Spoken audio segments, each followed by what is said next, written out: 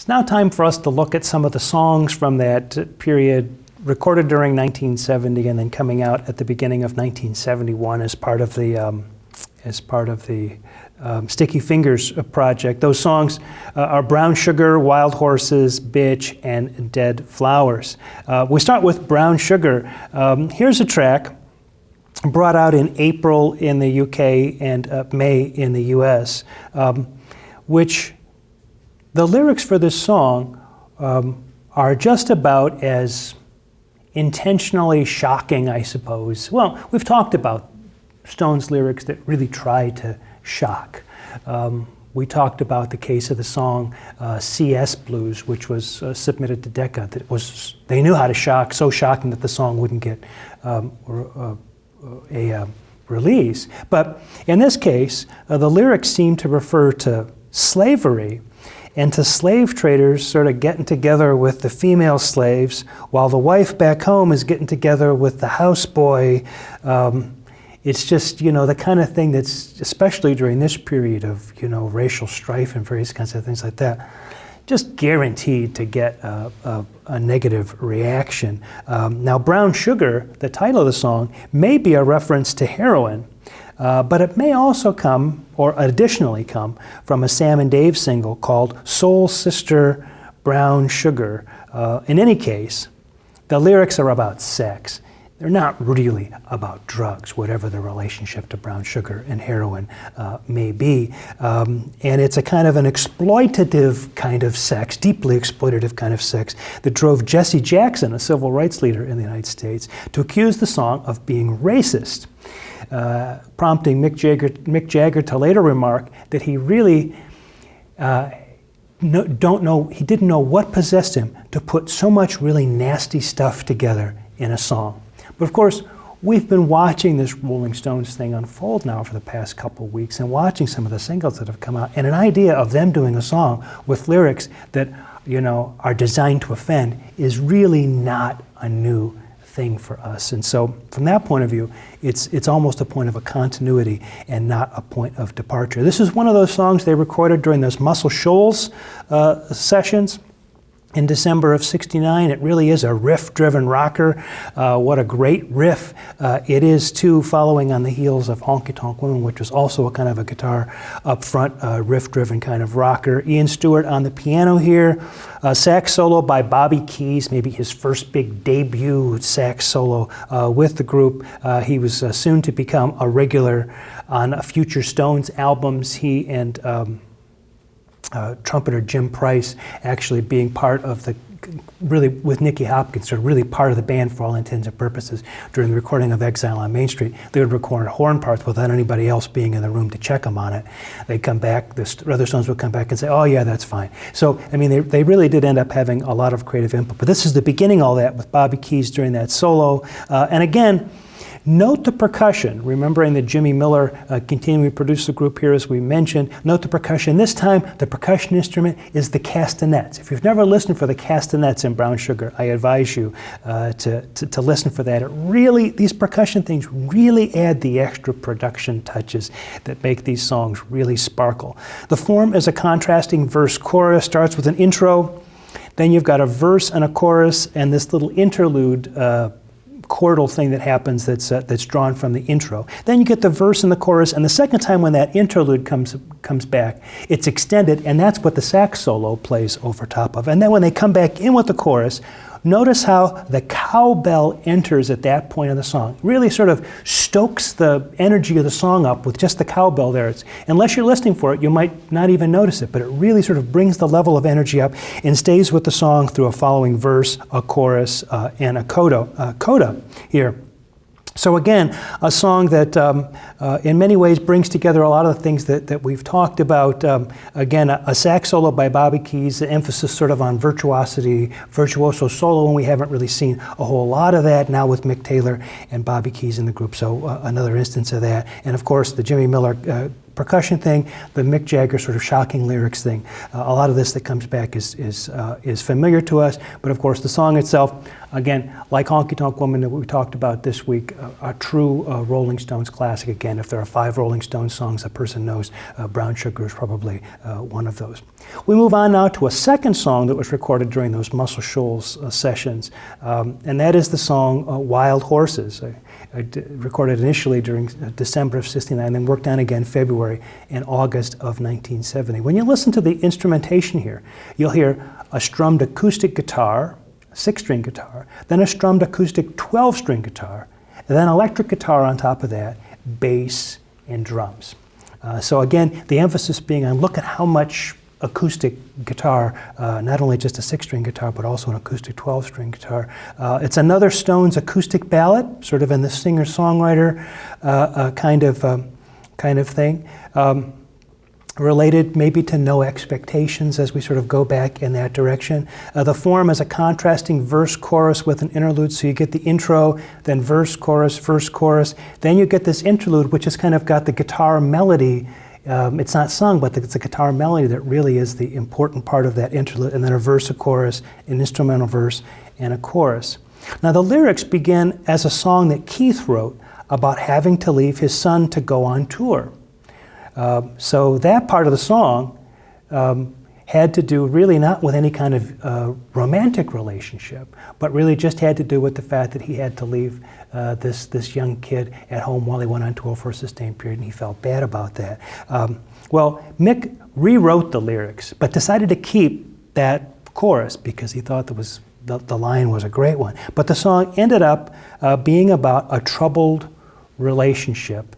A relationship that seemed to be on the verge of collapse. And again, it seems to me it's another Marianne Faithfull tune. During this period, that relationship was collapsing, and people around Mick Jagger said that he took it very, very hard. Well, it won't be long as we get into next week. Mick's romantic troubles will be remedied by Bianca, later to become Bianca Jagger. But for now, things are looking pretty bad, and Wild Horses seems to capture that. Again, this kind of singer-songwriter thing that we're going to get again with tracks like Angie coming forward. Let's talk about the song Bitch, recorded now at Olympic with overdubs on the Rolling Stones mobile unit in Stargroves, October, November of 1970. Another riff-driven rocker, much like Brown Sugar, this one, with more focus on Mick Taylor on guitar. He gets a lot of opportunity to play, great sort of guitar fills and that kind of thing. Features brass by Bobby Keys and Jim Price, remember the sax and trumpet player, who are now going to become more and more a part of the group. And it's kind of a broken AABA form, by which I mean it starts out with an AABA form and then it brings back the A and the B sections in an irregular kind of way. In this case, there's an intro, then an A verse, B bridge, A verse. So far so good, but then what it brings back by way of reprise is the A verse and the B bridge, which is kind of not the usual way that stuff comes back, and then a coda. So I call it a broken AABA, but it's based on an AABA form. The lyrics to this tune were misunderstood as if Mick Jagger was saying that the particular woman in the lyrics is a bitch, and that would seem sort of aggressive and maybe a little bit improper, certainly impolite, and a little bit misogynist. And it's not like we have to look very far to find certain kind of misogynist lyrics in the Rolling Stones music. Under My Thumb, for example, is a good example that we talked about earlier. But in that case, that's not really what's going on. The lyrics, when he says the word bitch, is talking about something being a difficult situation, a situation with a significant downside, or amidst the many pros of the relationship, there are these cons, and so it's a bitch. And it's a situation where the narrator is driven a little bit crazy by this relationship that he nevertheless wants and needs. So it's one of those kinds of songs where he's talking about the pluses and minuses of a relationship and emphasizing the negative end. Again, a guitar-driven tune with a sort of fairly typical lyric from that point of view, romantic relationship kind of thing. Let's turn now to the song Dead Flowers. This is unmistakably the Rolling Stones doing a country number. In fact, the story is, and you might say, well, you know, when they did the country numbers, they weren't really taking country music very seriously, but in some cases they were having fun with country music, but they were never making fun, really, of country music, at least not in a way that they would have thought of as anything but kind of friendly and from an admiring point of view. And just to give you an idea, there are stories that the lead vocal on this song, Mick Jagger rehearsed 100 times before he actually recorded it. You got to care about what a vocal on a tune is going to sound like to sing it 100 times before you actually commit it to tape or get it the way you want it to on tape. So I would say the Stones' dedication to country music was pretty serious. Recorded at Olympic in December of '69, just after they got back from the tour, and then worked on again in April of 1970. We've got Ian Stewart on piano on this guitar. We've got an acoustic guitar strummed behind it. You'd expect that with a kind of a country tune, of course, bass and drums. But you've got two electric guitars, and if you've got the stereo version of the recording, listen in each ear, you'll hear electric guitar going, different electric guitar licks going in each ear as the two electric guitars sort of trade country licks sort of back and forth. The form of the song is a contrasting verse chorus with something called a pre-chorus. That is, there's an intro to the song and then a verse, and this thing I'll call a pre-chorus, which is a section that sits between a verse and a chorus. It's sometimes called a ramp-up section that takes you from the verse into the chorus and often has the same lyrics each time it returns, but it's not actually the chorus itself. So just to give you an idea without violating copyright, we get the intro, the verse. The pre-chorus is the part of the song that makes reference to Susie. The chorus is the one that uses the song title in it. So listening to it, you can tell what I'm saying without me having to quote the lyrics and get sued by Mick and Keith here. So verse, pre-chorus, chorus, and then again verse, pre-chorus, chorus, and then an instrumental verse, a pre-chorus, and a chorus sort of make this song go. The lyrics tell the story of a guy who feels rejected or neglected by a woman who spends time with people of higher social standing. Rather than turn to whiskey, as you might in a typical country tune, or drinking, the narrator seems to turn to drugs, probably heroin. Maybe these are the dead flowers, but I don't think that's too easy. I mean, you can say every song to a certain extent is about drugs if you're really bent on interpreting it that way. There's more going on here. The dead flowers can also be seen as a sign of affection that is obviously false.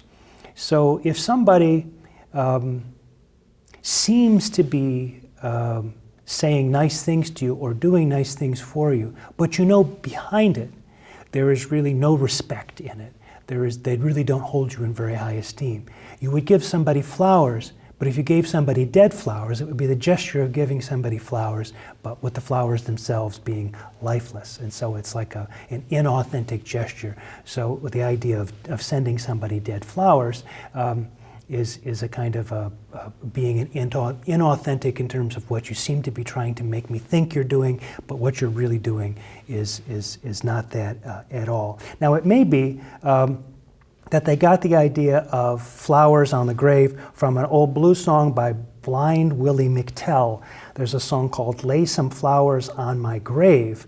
You might say, well, would they have known of Willie McTell? Well, actually, a lot of people knew those records. The song Statesboro Blues is actually a Willie McTell song that was made famous by the Allman Brothers. And other people had, Ry Cooder, for example, had covered some Blind Willie McTell stuff. So it's certainly possible they got the idea about the flowers on the grave from the Willie McTell tune. But the tune itself doesn't sound very much like the Willie McTell sound at all. And as I said before, this is a tune that Mick Jagger reportedly practiced 100 times. I can't get over that. Practiced it 100 times before he laid it down as his final vocal. Well, we come now to the end of this week, week 5, and let's just summarize what we've talked about over the course of this week.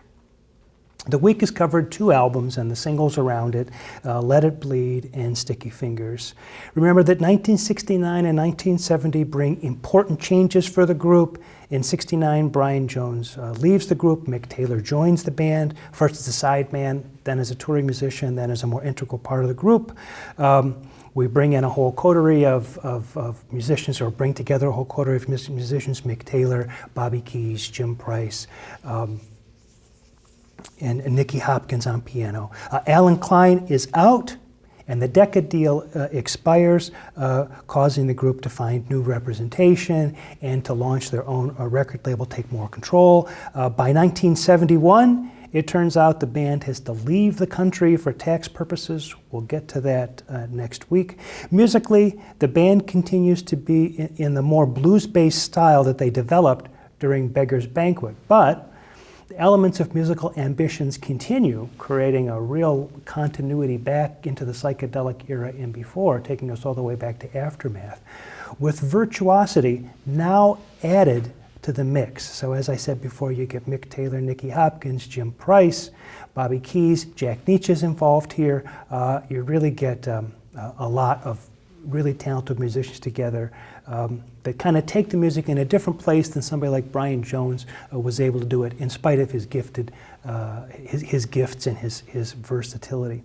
So with next week, we'll talk about a single album. It's a big double album, and by some people's standards, Exile on Main Street is the culmination, the high point of everything the Rolling Stones were about, at least during this period. It was not initially received critically positively. Some people thought it was too much, it was excess. Double albums often get this kind of reception. But as time wore on, people came to think of it as one of the classic Rolling Stones records. So let's pick up with the rest of 1971 and 1972 next week and talk about Exile on Main Street.